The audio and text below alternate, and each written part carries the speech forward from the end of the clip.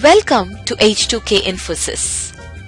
H2K Infosys is a e-verify business based in Atlanta, Georgia, United States. We provide 100% job-oriented, instructor-led, face-to-face, true live online software training programs. It also includes access to cloud test lab with software tools. We provide live project for you to work on. We also provide assistance with mock interviews, resume preparation and review, and job placement assistance. H2K Infosys is trusted by so many students across the world.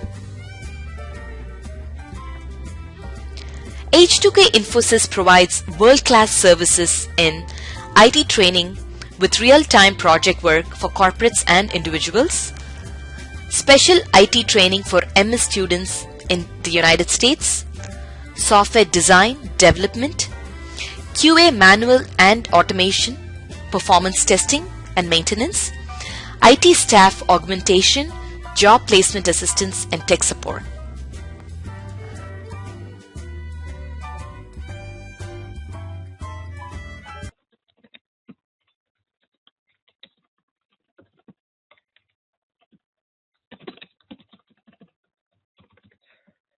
So whatever the information that you have sent with respect to your HTTP body,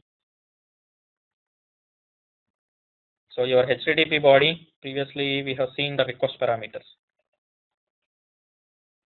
See, these are the request parameters. So to our servlet, see, servlet is nothing but just like a simple Java program which is available on the server. Just like how you have written all the Java programs until now, you are going to write a Java program and mention that this is a servlet. That's the only change. And once after writing the servlet, you will just inform to the container. You will inform to the container that, hey, I have created a servlet and I want you to take care about my servlet. So that means what you will do is once you have created a servlet, you will deploy the servlet to the container. Deployment is nothing but you are just specifying all the resources that you are having and you are taking the help from the container. Whatever the resource request that was received by the client, just take a look at all the servlets and identify a necessary resource and then process the request.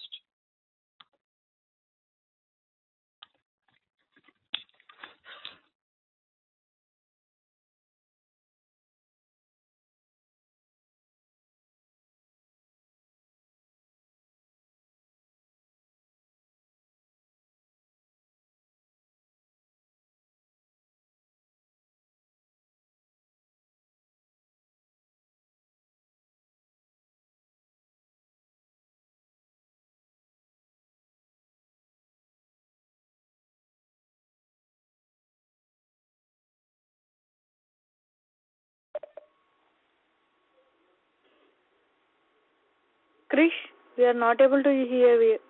Check, and then it will pause. I'm sorry? I'm not able to hear your voice now. Yeah, now it's okay, but we'll ask for a minute. Okay. Okay. Is it audible now? Yes, Krish. Okay. Yeah, I'll repeat again. Once a request has received to the web container, see from here to from web server, and from web server to web container. Web server won't do anything. It will just receive the request and it will hand over to web container. So your web container will identify what is the resource that the client is expecting, and once after that, it will create two objects. The first one is request object and the next one is response object. The request object will consist of information about your form parameters,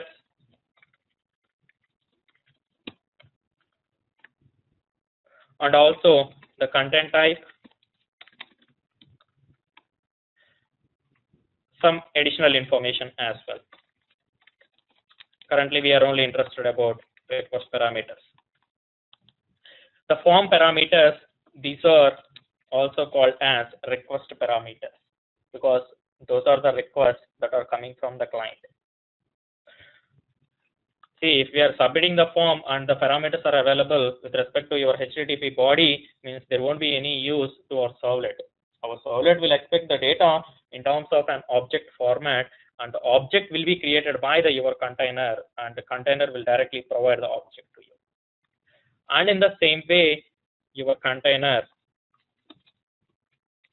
will also provide one response object. By using response object, you can prepare the response and send it back to the client. So the response object, why your web container is creating? Because it was the only one dealing with web server or web browser. And you are just creating the response object. That means you are preparing an object in the memory, and that consists of certain properties or certain HTML information. But ultimately, your Tomcat was supposed to deal with web browser in terms of socket communication, and it was supposed to send the data by using HTTP body only, and your web server already knows how to communicate to the client or how to deal at the lower level. So it's not required for you to bother about all those issues like how to communicate with the web browser or how to prepare the request or response objects. Not only request and response, there are several other objects will be created by your web container, and it will also provide that to you. The next thing is, here the low-level work will be handled by your Tomcat container or your web container. So that means you can just concentrate only on your business logic. So that means you can just work on how to convert the euros to USD. You can just concentrate on that particular work. Krish? Yep. Sorry. So who does the conversion from a response bean into the HTTP message? Your web container will take care about that. Okay, so the web server application doesn't do it? Your web server is just like receiving the request and then handling the socket communication to the client. Okay, so basically passing stuff around, that's all it does. It doesn't process anything. Yeah. See, currently I'm displaying Apache and Tomcat as two separate ones, but normally both will be available within the same zip file. You just need to understand like that, like Apache and Tomcat are available, but normally you won't be able to identify between your Tomcat container or Apache web server. Okay, I see.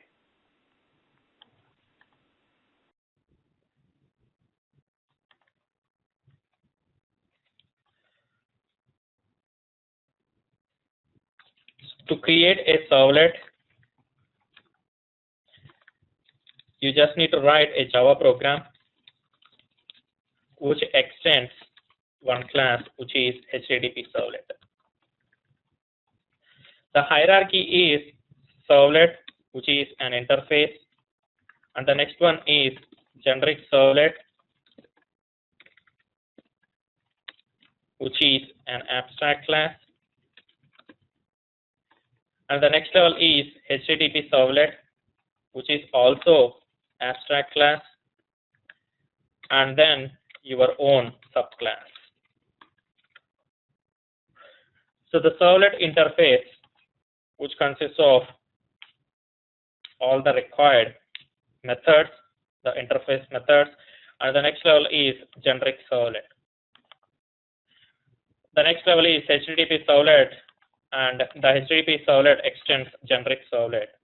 And whatever the servlet that we are supposed to write, it was supposed to extend from the HTTP servlet, and you are supposed to override two methods, which are doGet and doPost methods. And it's not required for us to override both the methods and based on our form submission. If you are submitting the form using GET, then write do get method. If you are submitting the form using post, write do post method. So once after you have created a servlet and you have provided a definition for do get or do post, your container knows based on the method type. So let us say you have submitted the form using get, then the container will directly call the do get method. If at all, if the form was submitted using post and the servlet was available, then your container will directly call do post method and the server-side program starts from that place.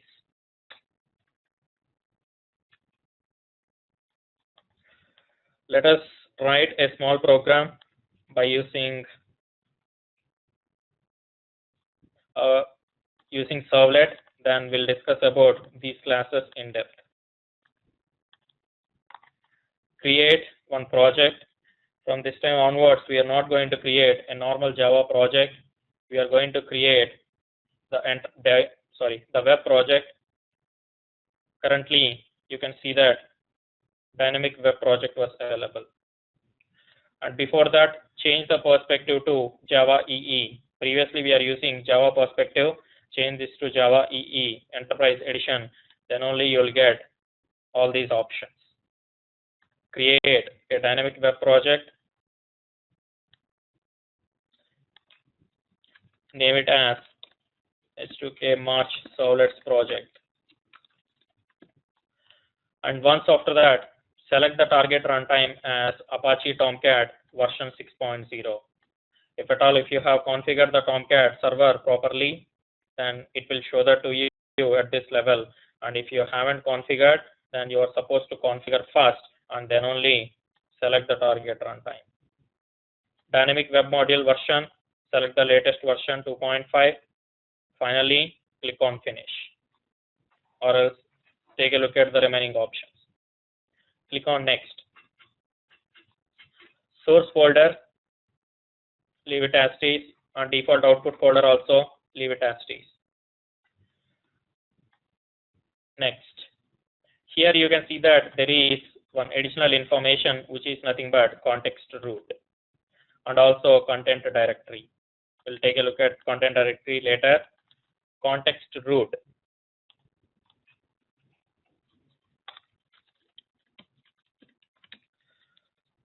Normally, you are not going to deploy or deploying nothing but you are making it available that I have a resource on my project and I am providing or I want to provide an access to the outside world. So that will be made available only once you have deployed your application onto the server. But you are not going to write only one application. You might write several number of applications. So to identify a difference between different number of applications, Java has suggested the uniqueness by using context root. Context root which identifies uniquely a application. An application can be uniquely identified by using the context root, and this context root will be used while submitting the form, or it will be specified within the URL itself. You can change the context root, but currently I'm not going to change this one. Click on finish.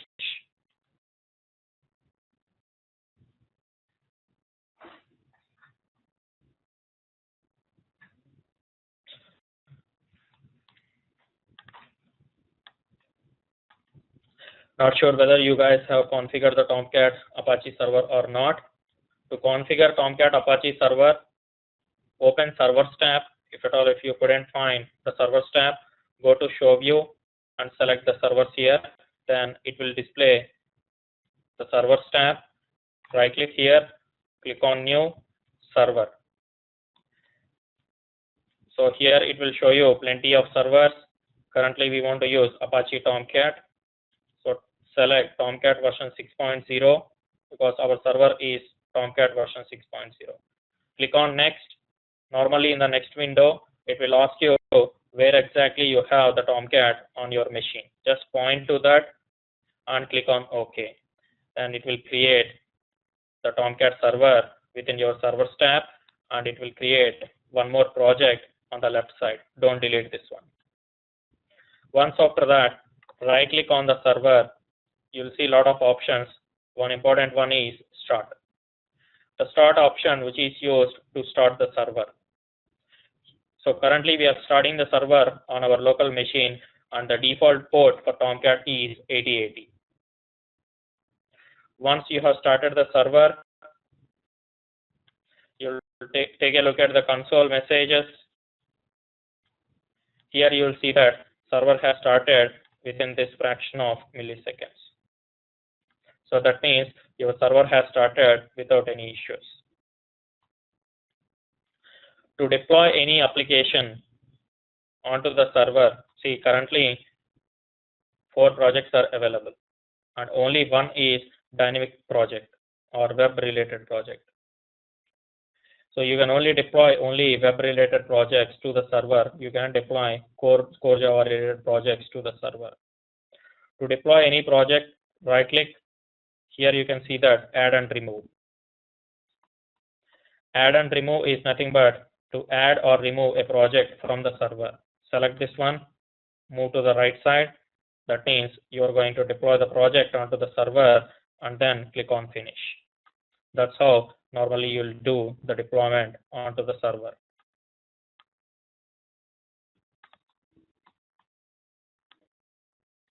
Now open your project.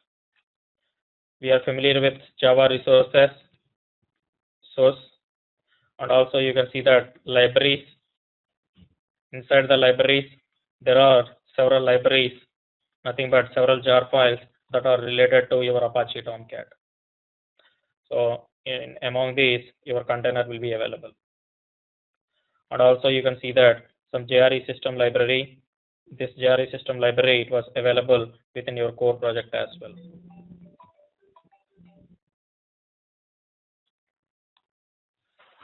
This core project, it was available, this JRE system, it was available within your core project as well. If at all, if you have added some other libraries, just like your resources, the JDBC kind of stuff, then that will also get added here. Not sure whether you guys take a look at the Tomcat hierarchy or not. Tomcat installation path. I'll just explain that as well. So your Apache Tomcat, I have extracted the Apache Tomcat, and you can see that once after extracting the server, the Apache Tomcat, there are a lot of folders available. The bin folder is the one which is used for startup or shutdown. So here you can see that shutdown script and startup script available, and .sh also available, which is useful for Unix versions. Normally, in any application or in any kind of servers or in any kind of project, bin folder or installation folder, bin folder consists of information related to the execution, just like our Java also available within our JDK/bin. Con folder consists of logging.properties, which is useful for log4j mechanism. We'll discuss about log4j in the coming classes. And also the server configuration, server.xml file. This is the important one. If at all, if you want to change any kind of default properties that are required, you'll come here and you'll change at this level, and then you are supposed to restart the server. Then only those changes will get taken into effect. Lib folder consists of all the jar files. Logs, the server logs. If at all, if you are not able to, currently we are working with respect to Eclipse and we are able to see the logs. But if at all, if we have deployed our application to some QA or production environment, we won't be having any kind of Eclipse. So you are supposed to verify logs by using the logs location only. The next one is web apps. Web apps is the important one where your deployment directories resides. So that means whatever Eclipse has building or whatever the Eclipse is generating here, it will be placed at this location, and Tomcat will verify the web apps folder. Are there any projects available at this location? Once after that, those projects will be deployed onto the server and they'll be available as a resources to the clients. So if at all, if you have written some project which is not related to the Eclipse level, then you can simply place the project here and it will be available for servicing the client requests.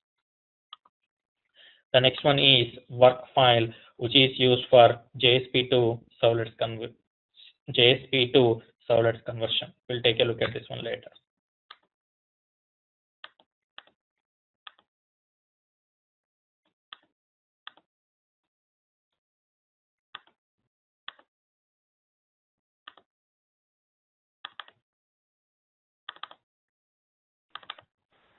Krish?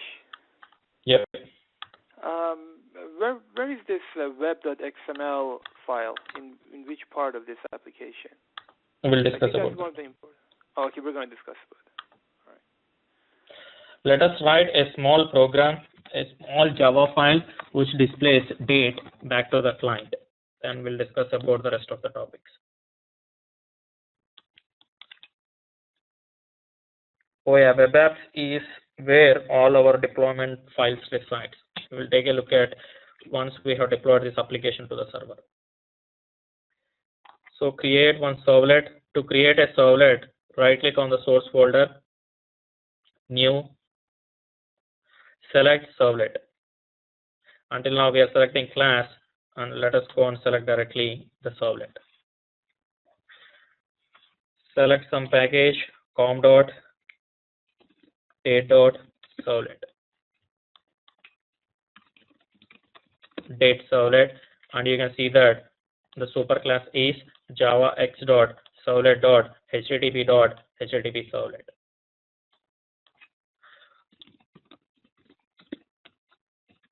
All your servlet classes or servlet dependent classes are available within two packages, which are servlet java x.servlet.star, and the next one is java x.servlet.http.star.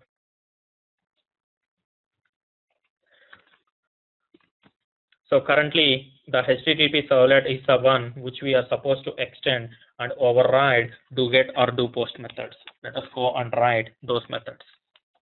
Click on Finish.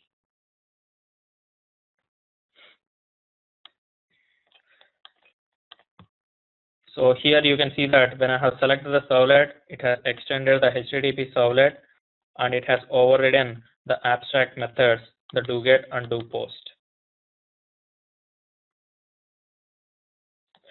doGet and doPost, you can see that these two are not exactly the abstract methods within our HTTP servlet class. Even though if you didn't override this one, there won't be any issues. They have provided a default implementation there, but the default implementation nothing but there won't be anything available. Just like your thread class run method.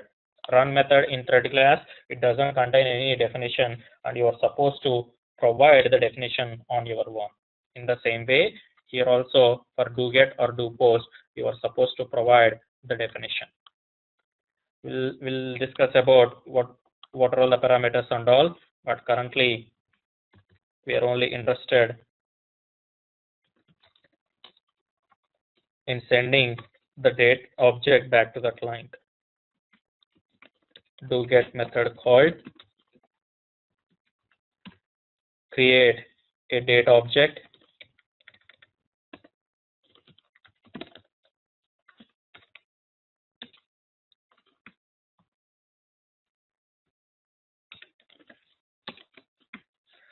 no need to worry about the code. We'll discuss about why we are writing all these objects and all, but just we are interested only We are only interested to display the date back to the client.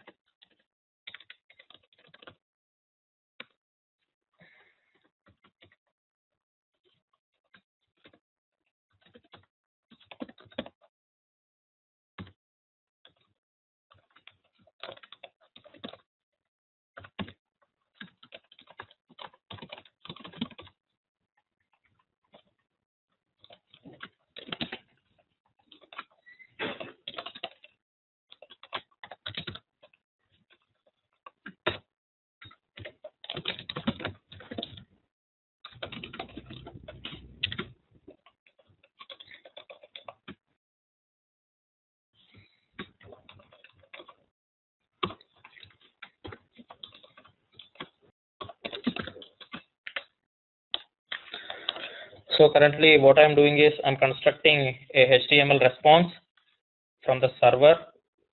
See, our servlet, it will receive the request and it will prepare the response and it will send it back to the client. But the response it was supposed to send in the form of HTML only. So that means within your Java code, you are supposed to construct an HTML object and you are supposed to send the response back to the client. You can send only the text code also, but that is not our required case. If at all, if we want to send the data in terms of some checkbox and all to display back to the client, or if you want to display text box information, text boxes and all to the client, then you are supposed to construct an HTML only. So let us write one web page also, a HTML page. So here HTML file was available. Login.html. I'm just going to copy the code from here.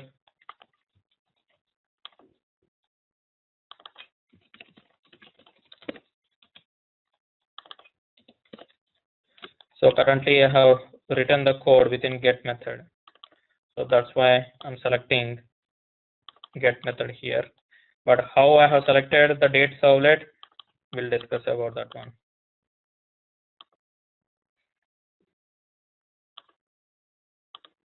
Once after that, you can directly go ahead here and click on add and remove and click on the project and click on finish, which will deploy the project to the server. Or else you can directly execute the file, which will specify on what server you want to run the file. So currently I want to run the file on server Tomcat. Click on next. So at this time, it will automatically deploy the application onto the server, and now click on finish. Each and every time when you have made some changes to the code, so that means whenever you have made some changes to the servlet file, previously it contains the old code, and if you want to deploy or provide the latest version, you are supposed to restart the server.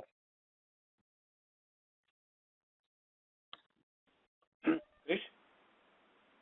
Yeah. Krish, what did you run actually? Yeah. Did you run the login.html? Yeah, login.html file.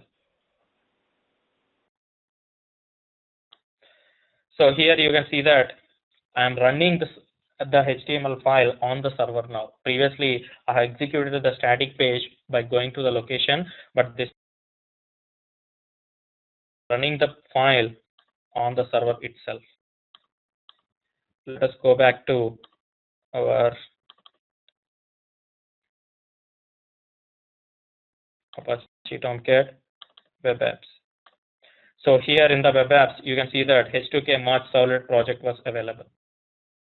So who has placed the H2K March Servlet project here? Our Eclipse. Once it has deployed the application, deploying means it will place the application under the web apps. We'll take a look at what kind of content it contains later. So here I'm submitting the request, enter username. Doesn't matter what kind of data we have entered because we are not capturing. But our intention is take a look at the request, which is login.html, and now I'm clicking on the submit button. You can see that the request has submitted to do get method called.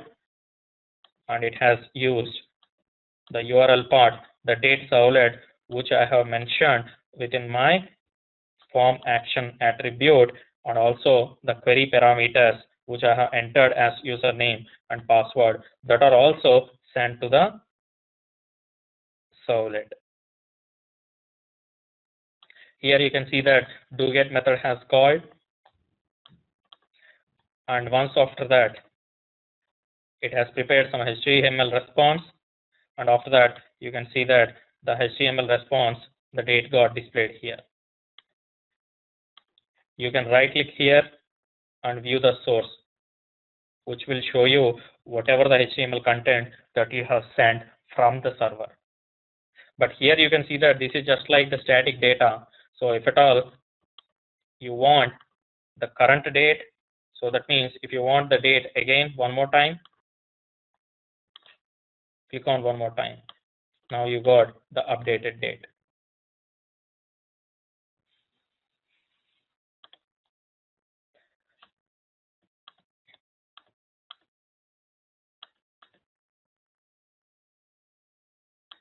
Oh yeah, exactly. We'll discuss about the internal architecture in a minute, Adil. Come back to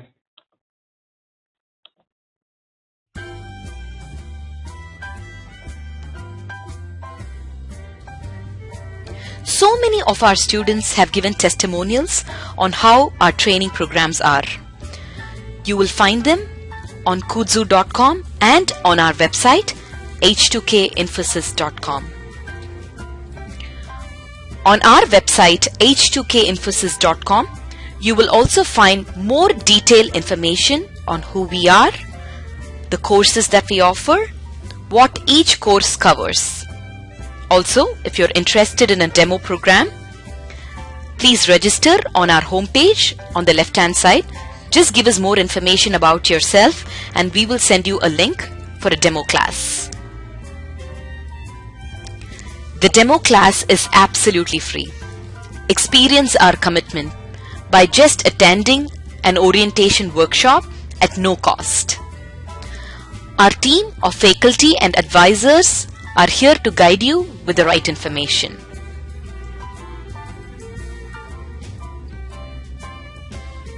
If you still have more questions, please feel free to call us. Call us at 770-777-1269. This is a United States number. If you're calling from the UK, call us at 020-337-17615.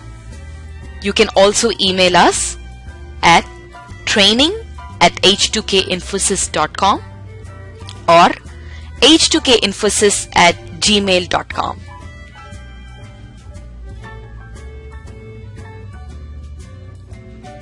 Thank you for watching our videos.